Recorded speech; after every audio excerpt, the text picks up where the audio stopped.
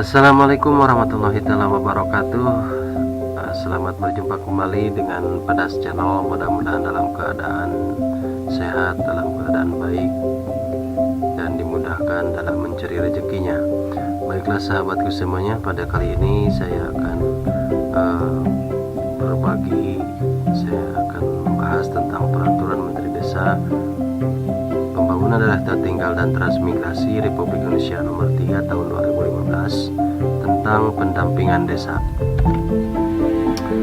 Di dalam bab 2 tugas pendamping bagian ke-1, yaitu pendamping desa bertugas mendampingi desa dalam penyelenggaraan pembangunan desa dan pemberdayaan masyarakat desa.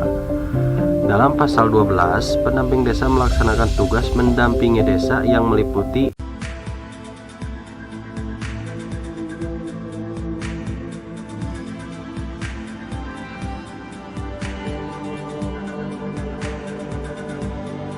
A. Mendampingi desa dalam perencanaan, pelaksanaan, dan pemantauan terhadap pembangunan desa dan pemberdayaan masyarakat desa. B. Mendampingi desa dalam melaksanakan pengelolaan pelayanan sosial dasar, pengembangan usaha ekonomi desa, pendayagunaan sumber daya alam dan teknologi tepat guna, pembangunan sarana prasarana desa, dan pemberdayaan masyarakat desa. Yang selanjutnya, C adalah melakukan peningkatan kapasitas bagi pemerintah desa, lembaga kemasyarakatan desa dalam hal pembangunan dan pemberdayaan masyarakat desa.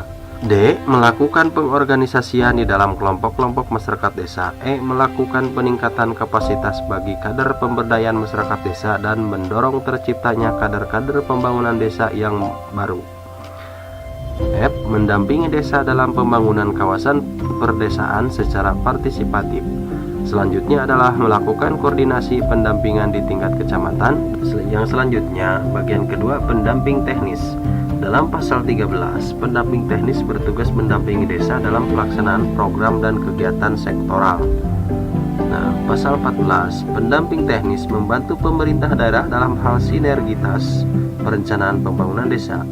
Selanjutnya, pendamping teknis mendampingi pemerintah daerah melakukan koordinasi perencanaan pembangunan daerah yang terkait dengan desa.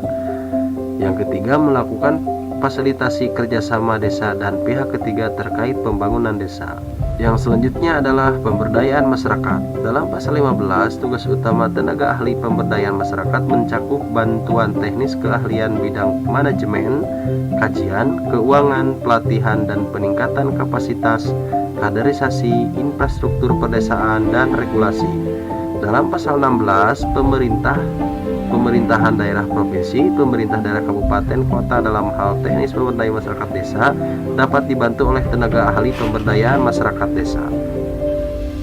Dalam pasal 17, tenaga ahli pemberdayaan masyarakat membantu pemerintah daerah provinsi, pemerintah daerah kabupaten atau kota dalam melakukan fasilitasi perumusan kebijakan dan peraturan terkait pemberdayaan dan pendampingan masyarakat desa. Selanjutnya, yang kedua adalah tenaga ahli pemberdayaan masyarakat membantu pemerintah daerah provinsi, pemerintah daerah kabupaten kota dalam melakukan asistensi, menyusun rancangan pelatihan dan fasilitas pelatihan terhadap pendampingan desa, pendamping teknis, kader pemberdayaan masyarakat desa, dan pihak ketiga.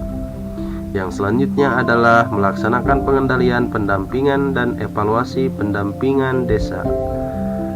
Selanjutnya, bagian keempat, kader pemberdayaan masyarakat desa. Dalam pasal 18, kader pemberdayaan masyarakat desa bertugas untuk menumbuhkan dan mengembangkan serta menggerakkan prakarsa, partisipasi, dan swadaya gotong royong.